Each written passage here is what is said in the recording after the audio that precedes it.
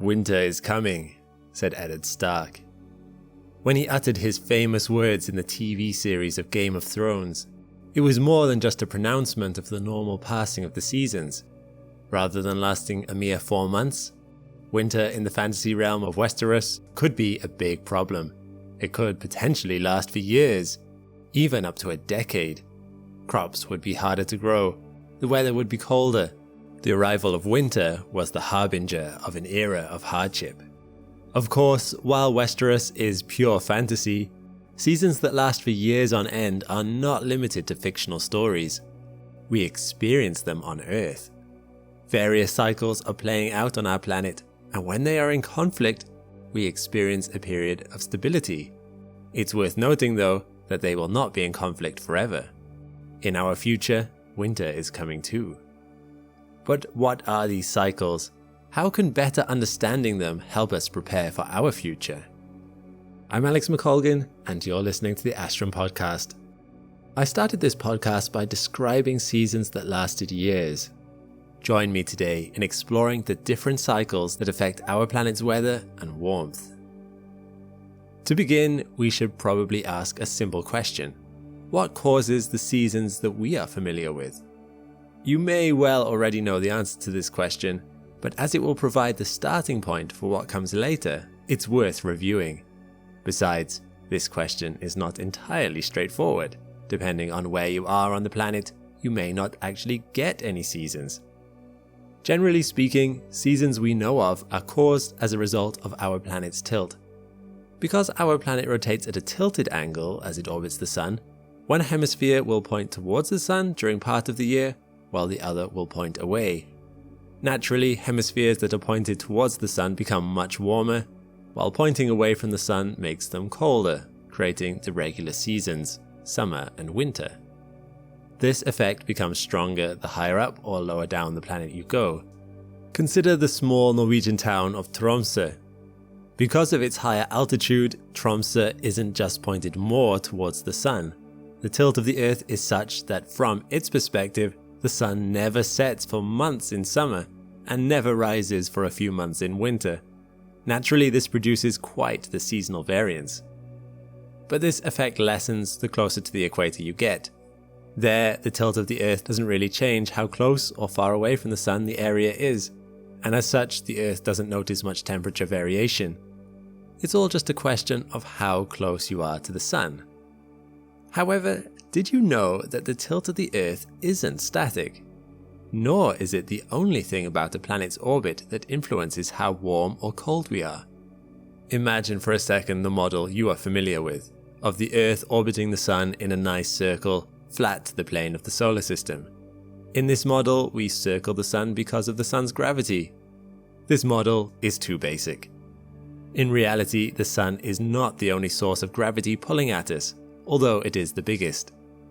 Many of the planets pull and tug at us, particularly large ones like Jupiter, which has a mass 318 times the size of our own planet, or Saturn, which is 95 times. And we, in turn, pull on them. As planets all rotate at different speeds around the Sun, this constant pulling and releasing creates a delicate dance, far more complicated than a simple circle. This interplay of increasing and lessening gravity has many different effects on our angle of tilt, our orbit, and even the plane in which they occur. Broadly speaking, these variables have stabilized into cycles. These cycles were first described effectively by Serbian geophysicist and astronomer Milutin Milankovitch in 1920, and thus were called Milankovitch Cycles. The first such cycle I want to look at is the changing shape of our orbit. Over the course of a 100,000-year period, the Earth's orbit around the Sun becomes more and then less elliptical. Naturally, if our orbit is closer to that of a circle, our distance from the Sun remains relatively consistent, and we get about the same amount of sunlight all year round. However, once our orbit becomes elliptical, there are parts of the year where we are further from the Sun and thus colder, and parts where we're closer and warmer. As it happens, the perihelion of the Earth's orbit, or the bit where we're closest to the Sun, happens roughly on January 3rd, while the aphelion, or the bit where we're furthest away, happens on roughly July 4th. I'm recording this in the UK, which means for my hemisphere, January is winter. So for me, this is quite nice. Although we are in a phase right now where this cycle of the Earth's orbit is more circular than it is elliptical, we still experience a 7% difference in the amount of sunlight we receive in January compared to July. This sunlight difference means that my northern hemisphere's winters are warmer, while our summers are milder. In the southern hemisphere, the reverse is true. Because they're experiencing summer during this warmer phase, their summers become even warmer, winters become colder. And that's just at this stage of the 100,000-year Milankovitch cycle. As the Earth's orbit becomes more elliptical, that 7% sunlight difference turns into a 23% difference. Quite significant. You might think this seems overall a little unfair on the southern hemisphere. The northern hemisphere benefits from this cycle stabilizing its seasons, while this cycle makes the southern hemisphere's seasons more extreme. Don't worry though, as another cycle is at play to bring things full circle. This current seasonal rotation happens because the Earth's tilt is consistent as it orbits, except it isn't consistent. Little by little, the angle the Earth's axis is rotating along is changing too. It moves as if it were drawing a circle on the sky above it, in a cycle that lasts 26,000 years. One upshot of this is that while our axis is currently pointing at the North Star, or Polaris, this will eventually no longer be the case. Over time, it will point at different stars, before eventually circling back to point at Polaris again. The other upshot of this is that in 13,000 years, the Northern Hemisphere will be having its summer in January, while the Southern Hemisphere will be the one with a white Christmas. So, then it will be us experiencing a more profound seasonal variation. While harsher winters are unpleasant, they are not what I promised. I started this video by describing seasons that lasted years. These exist too. There are Milankovitch cycles that create winters that last for thousands of years. Or, to speak more accurately, there are Milankovitch cycles that help cause ice ages. We don't fully understand how ice ages come and go. There are numerous theories. However, it must be noted that some of the 100,000-year spans of ice ages line up extremely well with the 100,000-year Milankovitch cycles. For instance, there is a cycle whereby the plane on which the Earth rotates around the Sun rises and falls over the course of 100,000 years. This change in its orbital inclination does not obviously explain why it is that the Earth would be getting colder or warmer. After all, the Earth is still the same distance from the Sun. However, it lines up so perfectly with the time periods ice ages were occurring at over the last 800,000 years that scientists conclude that there must be a connection. Perhaps cosmic dust lying in the plane of Earth's orbit blocks out some sunlight when we are at one inclination, but is not in the way when we are at another. This could go some way toward explaining the occurrence of ice ages during these time periods. Whatever the case, there is at least one other cycle that influences the arrival of ice ages on Earth, and this might perhaps be the most important for us today. It is the tilt of Earth's rotation. I already mentioned that this axis of tilt rotates around the planet, but it also changes the angle at which it does this. Over the course of 41,000 years, it alternates between 21.1 degrees and 24.5 degrees. At the moment, it is 23.4 degrees and is declining. You might think that this is a good thing.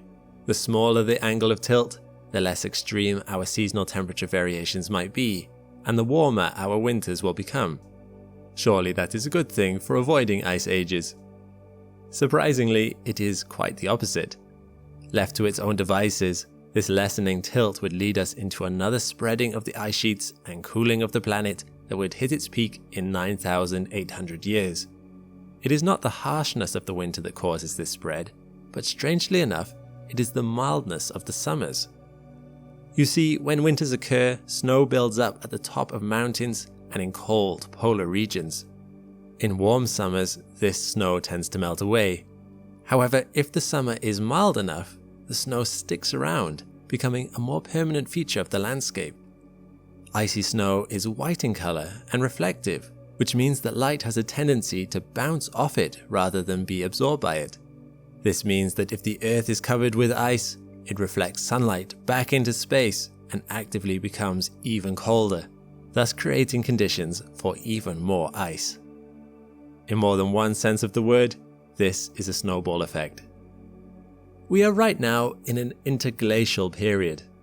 This is a brief moment of warmth that lasts a few tens of thousands of years or so, interspersing a deeper, more general cold trend. If it wasn't for this warmer uptick, we would actually be in an ice age right now, and from a technical perspective, actually are in an ice age, just one we're not fully noticing.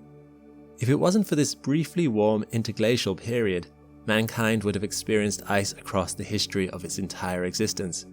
Thanks to the Milankovitch cycles, that brief period of warmth will someday end, then winter will truly come.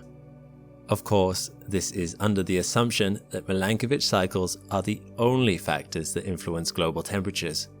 And while broad trends lasting 100,000 years and interspersing upticks every 41,000 years are indeed demonstrable and consistent in parts of fossil record, the location and orientation of our planet are not the only thing that matters.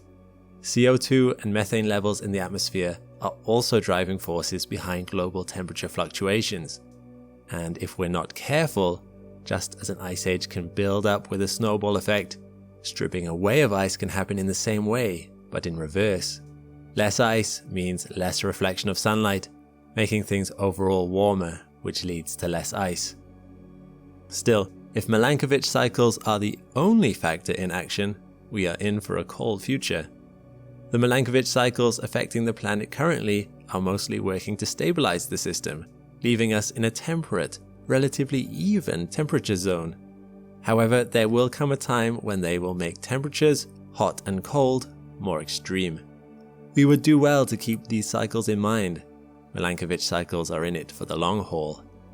Winter might not be coming for a long time, but one day our planet will face winter again. Well, that's all we have time for today. I hope you've enjoyed listening to this podcast on Milankovitch cycles. If you like what you've heard, please feel free to follow us for more podcasts on other fascinating space topics. But for now, I'm Alex McColgan, and this has been Astrum. All the best, and see you next time.